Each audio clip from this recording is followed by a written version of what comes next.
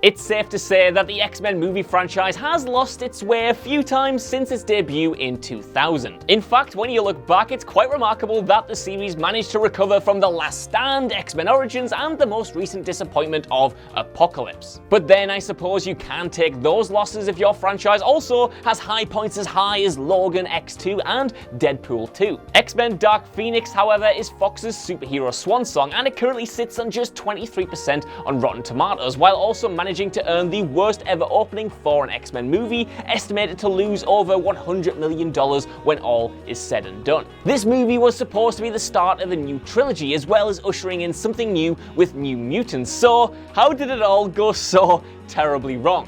I'm Josh from WhatCulture.com, and this is why X-Men Dark Phoenix failed. Number 7. The production tale overshadowed the release. Without getting too deep into what actually happened with all of the extensive reshoots, because that's coming up later, do not worry. Any film release conversation that is so heavily defined by talk of production problems and which very visibly gets shunted around the release calendar is starting from an already poisoned position. Because you have to take into account what that looks like to an audience demographic made up of people who have been bred to expect reshoots to be indicative of failure even before a film has released. After all, the sensational take on reshooting is that it's a lack of faith from the people who made the thing, and that's very much what audiences are fed and now expect when they hear the dreaded word reshoots. With these production wars in mind, to a certain extent, Fox's marketing campaign was always going to be overshadowed by the decision to move the movie several times from November to February to June, by the extensive, expensive reshoots, and by talk of a difficult test screening period. Fox just failed to manage the negative perceptions that came out before release, and it poisoned the film on arrival. Number 6. Franchise fatigue. Now hang on, hold your horses, this isn't a point on the superhero bubble bursting or even about the unwillingness of fans to come out for the X-Men brand, because neither are entirely true and the context of Dark Phoenix is much more specific. Because the franchise fatigue for this franchise in particular comes from the fact that they've already killed it. Twice. First, consider Deadpool and how Ryan Reynolds' superhero pastiche takes down the conventions that the entire X franchise has been built around. Even though they stuck him in what amounts to an annex and suggested, without completely clarifying that he exists in an alternate universe, the Deadpool movies effectively became a fourth wall breaking, meta-loving spoof takedown of the entire X-Men franchise. And once you get to the point of spoofery, the thing you're spoofing is dead. That's pretty much the rules. And then, more importantly, there's Logan, which should have been the ending point to this entire franchise. The story was the perfect conclusion while still offering a hint of the future with an X-23 movie. We'd seen the X-Men killed, Hugh Jackman's definitive Wolverine retired,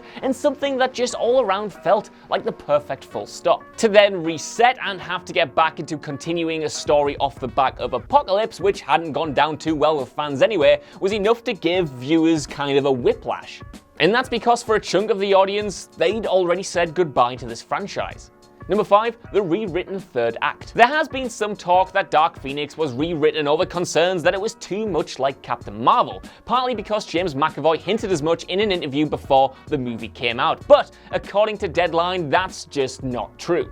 The timeline wouldn't have fit for a start, because it would have relied upon anyone working on Dark Phoenix having prior knowledge of Captain Marvel's plot before it even came out, and that's simply not possible. But that doesn't mean the reshoots get a free pass, because the inspiration for them almost doesn't matter. Yeah, sure, reshoots happen all of the time. In fact, Dark Phoenix was reshot less than Days of Future Past and First Class, but they impacted the latest movie in a majorly negative way. For one, apparently the third act was originally set in space, which fits with how much Simon Kinberg talked up the cosmic elements of the story way back before we knew all that much about it. Hell, that was such an exciting thing for fans who wanted Dark Phoenix to be something different and something fresh, and those plans being scrapped for an Earth-set train heist that felt way too similar to the train heist in Deadpool 2 was an awful revelation. Deadline also reports that the original finale was way more intimate, with only a few characters, which was then changed when test screenings wanted all of the X-Men together for a big punch-up.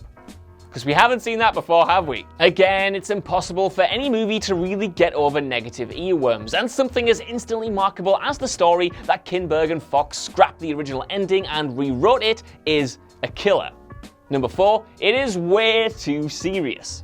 X-Men Apocalypse has a lot to answer for when it comes to the tonal mistakes of Dark Phoenix.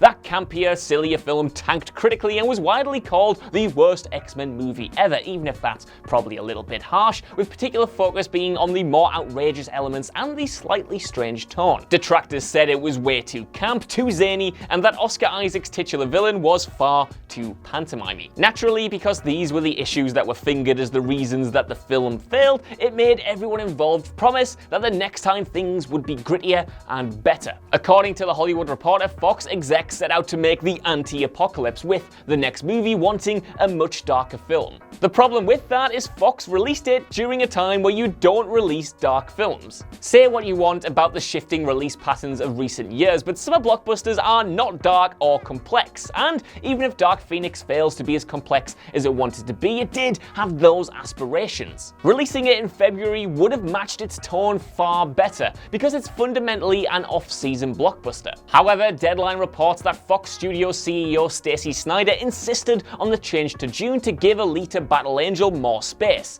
thus screwing Dark Phoenix not only on the tonal disparity but by putting it after Captain Marvel and Endgame, which both scored major victories for Marvel. After that, it was essentially in a graveyard before it was even alive.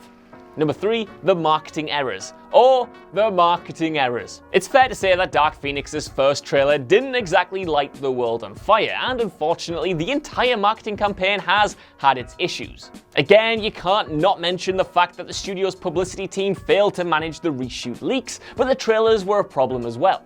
They never seemed to fully capture the tone we'd been promised, particularly if you were expecting a more cosmic X-Men movie. And then the decision to show Mystique's death in the second trailer was quite just overtly baffling. I don't have any idea what they were doing with that. And even looking at the reports from the marketing on what the internal sources think should have happened in the trailers, it suggests that they just didn't have the right people in the right positions. According to one Deadline source, the marketing failed because they didn't take advantage of Sophie Turner's physical attractiveness. Quote, Sophie Turner is a beautiful actress, and they never showed that in any of the marketing materials. Instead, they made her look like a zombie. End quote. Yep, that response definitely makes it sound like Fox's marketing team for this was just screwed from the get-go. I don't know what to say to that, to be honest. And let's face it, a bad movie doesn't mean that you have a disaster on your hands. Neither Venom nor Suicide Squad were exactly home runs, but they were marketed like they were. Both were championed, and it looked like the studios were genuinely proud of what they'd made. They literally released a trailer, and then 2 days later announced that they'd pushed the release date, which meant the trailer was already out of date. How? How, Fox? I'm losing my mind. Number 2, we've seen this story before. If you're remaking something that lots of people hated, rule number 1 is to make damn sure that you're letting every one of the fans who was disappointed that first time round know that it's completely different and thus worth their time. That sadly simply never happened with Dark Phoenix. The result inevitably saw mainstream fans wondering why Fox were bothering to try again with something that simply hadn't worked in the first place, because they'd done so little to address that this was a fresh take. It always felt like a retread, and like Fox was simply taking advantage of the opportunity provided by Days of Future Past to tackle an iconic storyline again. The same thing happened with the Amazing Spider-Man movies, which purported to remake Spider-Man's origin story in a fresh way, but which never managed to get away from the fact that their reboot was so close to the original movies that many people loved. And while The Last Stand was a benchmark Fox should have been confident in clearing with Dark Phoenix, they failed to distinguish the two films even in the trailers. Number 1, the Disney deal. A lot of the issues talked about already, particularly the marketing issues, come down to one of the most exciting developments for Marvel fans in recent years.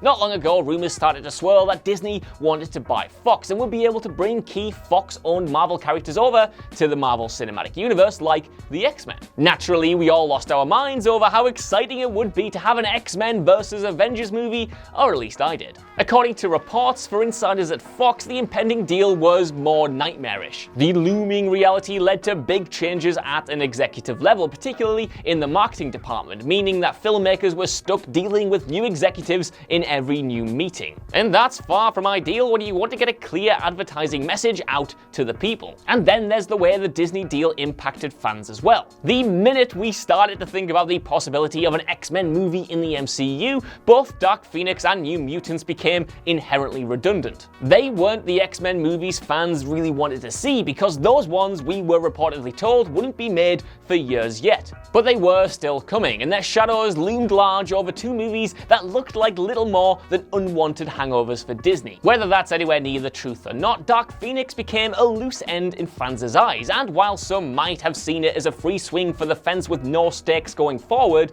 that ultimately ended up being an issue for it as well.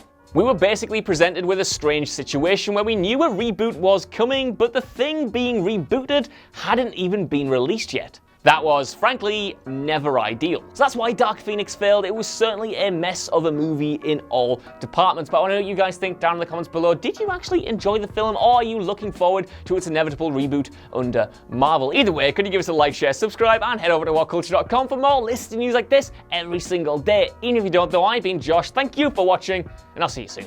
Bye.